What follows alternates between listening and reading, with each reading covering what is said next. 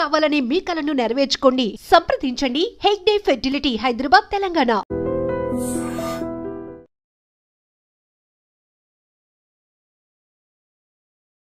అందరికీ నమస్కారం. నేను మీ ఆయుర్వేద డాక్టర్ చిట్టుపట్ల మధుసూదన శర్మని. మనం ఈ వీడియోలో మోకాళ్ళ నొప్పుల సమస్య తగ్గేందుకు చక్కటి గృహ వైద్యం, కడుపులోకి ఎలాంటి ఔషధాన్ని వాడుకోవాలి, పైపూత మందుగా ఎలాంటి ఔషధాన్ని వాడుకోవాలి మొదలైన వివరాలు మనం ఈ వీడియోలో తెలుసుకోబోతున్నాం. ఈ రోజుల్లో మోకాళ్ళ నొప్పుల సమస్య చాలామందిని వేధించి పీడించి రకరకాల ఇబ్బందులకు గురి చేసేటువంటి ప్రధానమైనటువంటి సమస్యగా అయింది. ఈ మోకాళ్ళ నొప్పుల సమస్యకు సంబంధించి గత కొన్ని వీడియోల్లో కూడా అసలు ఈ మోకాళ్ళ నొప్పుల సమస్యలు ఎందుకు వస్తాయి, వచ్చినప్పుడు ఎలాంటి ఇబ్బందులు ఉంటాయి, వీటిని మీకే మీరు తయారు చేసుకోదగ్గ సులభమైనటువంటి చికిత్సా విధానాలతో ఆ సమస్య నుంచి ఎలా బయటపడవచ్చు మొదలు వివరాలు తెలియజేయడం జరిగింది. ఈ వీడియోలో మరొక ఫార్ములాని ఈ మోకాళ్ళ నొప్పుల సమస్య తగ్గేందుకు మనం తెలుసుకోబోతున్నాం. ఈ యొక్క సమస్య తగ్గేందుకు కావాల్సినటువంటి ఔషధం ఎలా తయారు చేసుకోవాలంటే 2 పదార్థాలతో ఔషధాన్ని తయారు చేసుకోవాలి. మొదటి పదార్థం త్రికటు చూర్ణం. బాగా నిదానంగా రాసుకోండి. త్రికటు చూర్ణం అంటే పిప్పళ్ళు, మిరియాలు, శొంఠి ఈ 3 కలిపి తయారు చేసినటువంటి పౌడర్ ఏదైతే ఉందో దాన్ని త్రికటు చూర్ణం అంటారనమాట. 3 అంటే 3, కటు అంటే కారం పదార్థాలు. ఈ 3 కారం పదార్థాలు కలిపి ఔషధాన్ని తయారు చేస్తారు కాబట్టి త్రికటు చూర్ణం అనేటువంటి పేరుతో దీన్ని పిలుస్తుంటారు. ఈ యొక్క త్రికటు చూర్ణం మనకు ఆయుర్వేద ఔషధ విక్రయశాలలో దొరుకుతుంది. అది తెచ్చుకొని ఒక 75 గ్రాములు త్రికటు చూర్ణం తీసుకోండి. అట్లే జీలకర్రను వేయించి చేసినటువంటి చూర్ణము ఒక 25 గ్రాములు తీసుకోండి. జీలకర్రను వేయించి చేసినటువంటి చూర్ణము 25 గ్రాములు తీసుకోవాలి. ఈ 2 పదార్థాలు బాగా కలిపేసి, అంటే త్రికటు చూర్ణము 3 పదార్థాలు కలిపి ఒక పదార్థంగా చెప్పాను కదా, ఆ త్రికటు చూర్ణం 75 గ్రాములు, జీలకర్ర చూర్ణం 25 గ్రాములు. ఈ పదార్థం అంతా బాగా కలిపేసి ఒక గాజు సీసాలో నిల్వ ఉంచుకొని రోజు ఉదయం ఆహారానికి ఒక అరగంట ముందు, అట్లే రాత్రి ఆహారానికి ఒక అరగంట ముందు పూటకి 2 గ్రాములు, అంటే ఉదయం పూట 2 గ్రాముల చూర్ణము, రాత్రి పూట 2 గ్రాముల చూర్ణము తీసుకొని దాన్ని తగినంత స్వచ్ఛమైనటువంటి తేనెతో కలిపేసి తీసుకోవచ్చు. లేకపోతే 50 నుంచి 100 ml గోరువెచ్చని నీళ్ళలో కలిపి కూడా తీసుకోవచ్చు. మీకు ఎలా వీలైతే అలాగా ఈ యొక్క ఔషధాన్ని తీసుకుంటే చాలా చక్కటి ఫలితాలు కలుగుతాయి. ఈ యొక్క ఔషధాన్ని దీర్ఘకాలం పాటు వాడినప్పటికీ ఎలాంటి ఇబ్బంది ఉండదు. అన్నీ మనకు సైడ్ బెనిఫిట్స్ ఉండేటువంటి పరిస్థితి ఏర్పడుతుంది. ఇందులో ఉన్నటువంటి రసాయన పదార్థాలన్నీ కూడా ప్రత్యక్షంగా పరోక్షంగా మోకాళ్ళ నొప్పులు తగ్గేందుకు చాలా చక్కగా సహకరిస్తాయి అన్నమాట. అంటే ఈ త్రికటు చూర్ణంలో ఉన్నటువంటి చెప్పాను కదా, శొంఠి, పిప్పళ్ళు, మిరియాలు ఉన్నాయి. శొంఠిలో జింజరాలు, షాగోలు ఇలాంటి అనేక రకాలైన రసాయన పదార్థాలు ఉన్నాయి. అదేవిధంగా మిరియాల్లో పెప్పరిన్ అనేటువంటి రసాయన పదార్థం ఉంది.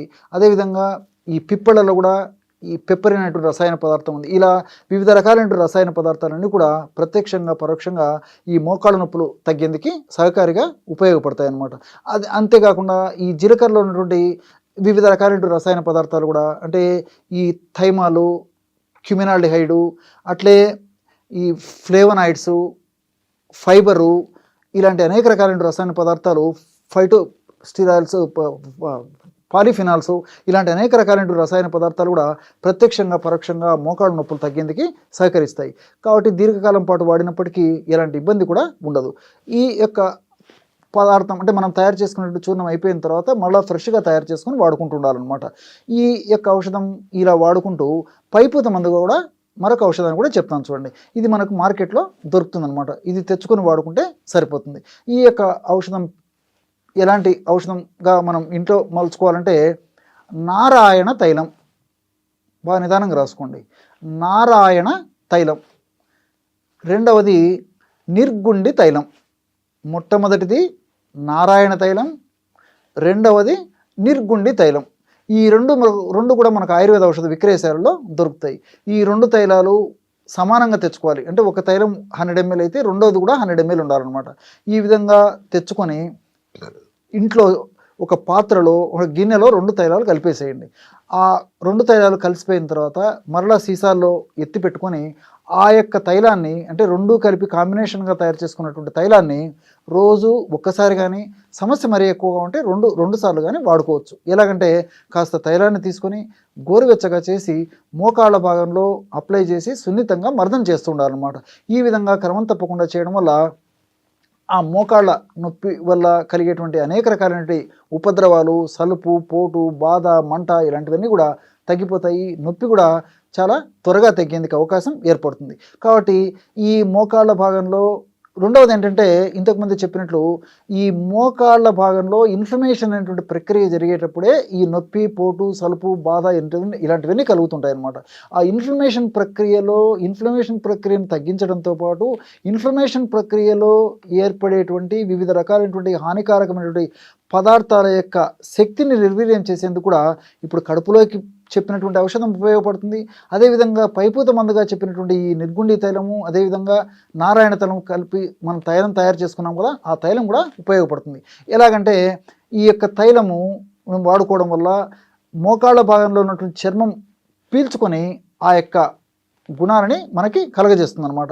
కాబట్టి ఈ రెండు కడుపులోకి ఔషధాన్ని వాడుకుంటూ మరి అవసరాన్ని బట్టి ఈ యొక్క పైపూత మందుగా ఇలాంటి ఔషధాన్ని వాడుకోవడం వల్ల ఫలితాలు చాలా సమర్థవంతంగా ఉంటాయి. చూశారు కదా, ఎటువంటి సులువైనటువంటి ఔషధ యోగాలని మోకాళ్ళ నొప్పుల సమస్య తగ్గేందుకు మీరు ఈ వీడియోలో తెలుసుకున్నారో, మరొక వీడియోలో మరొక అంశంతో మళ్ళీ కలుద్దాం. అంతవరకు నమస్కారం. మీ చిట్టిబొట్ల.